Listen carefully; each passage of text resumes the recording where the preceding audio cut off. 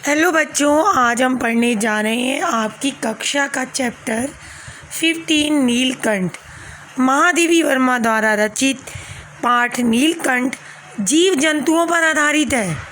इसमें लेखिका ने यह दर्शाना चाहा है कि हम अपने थोड़े से प्रयास से जीव जंतुओं में प्रेम, सहयोग एवं कर्तव्य की भावना जागृत कर सकते हैं।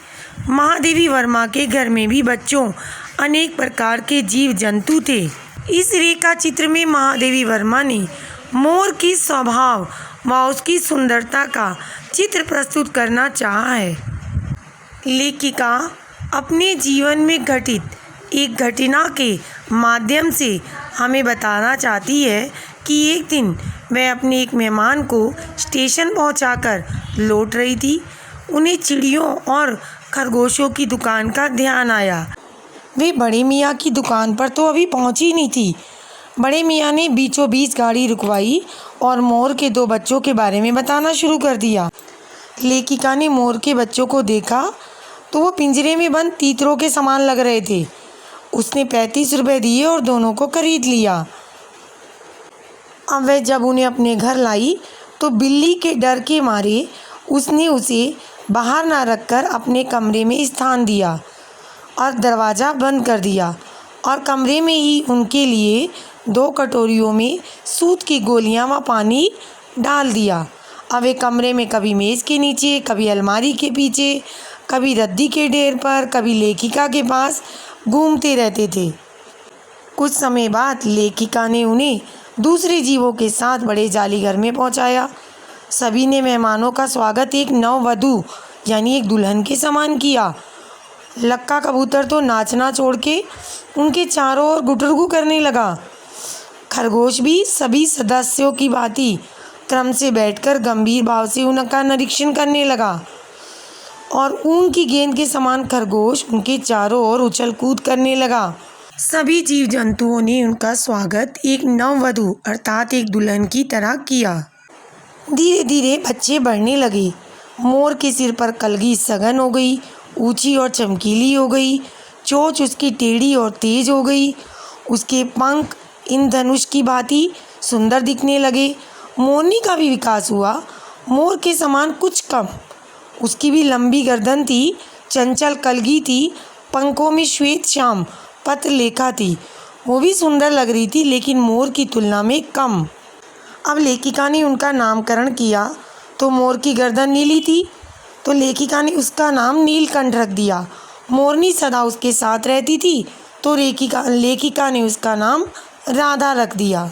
सभी जीव जंतुओं ने नीलकंठ को अपना संरक्षक व सेनापति नियुक्त कर लिया। सबको वह दाना खिलाने लेके जाता। किसी की कुछ भी गड़बड़ करने पर अपनी चोंच से प्रहार करके उसको दंड भी देता था। बच्चों, तभी एक सांप न जाने कहाँ से जाली के भीतर से अंदर आ गया। उसने छोटे खरगोश के बच्चे को पकड़ लिया। नीलकंठ ने अपनी चोंच से उस पर प्रहार किया और उसके मुंह से खरगोश के बच्चे को बचाकर सांप के 2 टुकड़े कर दिए। बच्चों, नीलकंठ और राधा की सबसे प्रिय ऋतु है वर्षा ऋतु।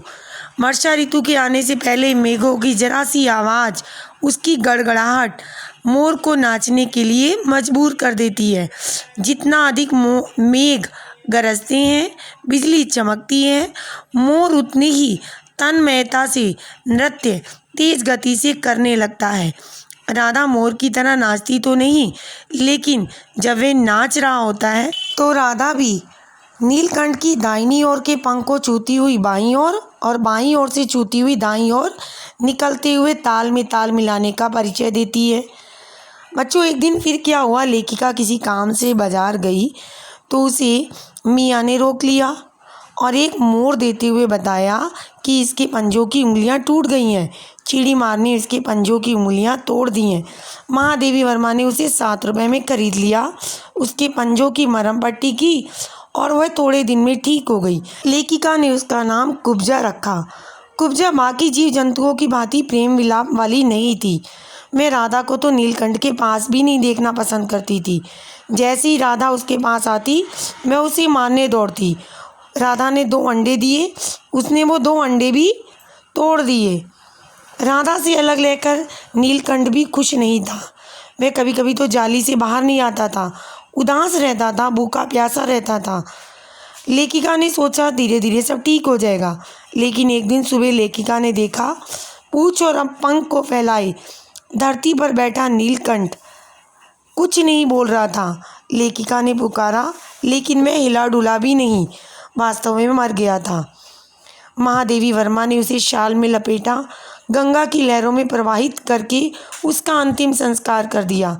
अब राधा उसकी मृत्यु के बाद उसके इंतजार में रहती, उसको ढूंढती रहती, और जब बादल छाते तो कभी झूले पर चढ़कर, कभी अशोक की डाल पर अपनी तेज आवाज़ से नीलकंठ को बुलाती रहती थी। कुब्जा भी नीलकंठ को ढूंढती रहती थी। एक बार जब वह दरवाज़ा खुला था, बाहर निकली तो अचानक उसके सामने एक कुतिया आ गई। कुतिया पर कुब्जा ने अपनी चोंच से प्रहार किया, लेकिन कुतिया ने कुब्जा की गर्दन पर अपने दांतों के निशान छोड़ दिए, जिससे वह मृत्यु को प्राप्त हो गई। लेखिका के लिए इन तीनों पक्षियों की प्रकृति बिल्कुल अलग और विशेष थी। बच्चों, इस कहानी का उद्देश्य है कि सभी जीवों का रहन सहन अलग अलग होता है। जिस वातावरण में उन्हें रखा जाए वे वैसे ही हो जाते हैं।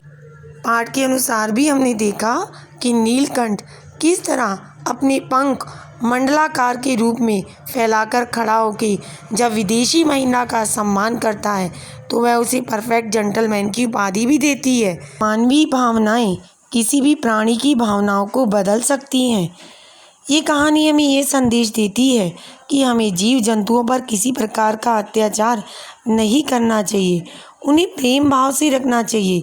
यदि हम उनके प्रति प्रेम प्रकट करेंगे तो वे हमें कभी भी आहित्य नहीं पहुंचाते।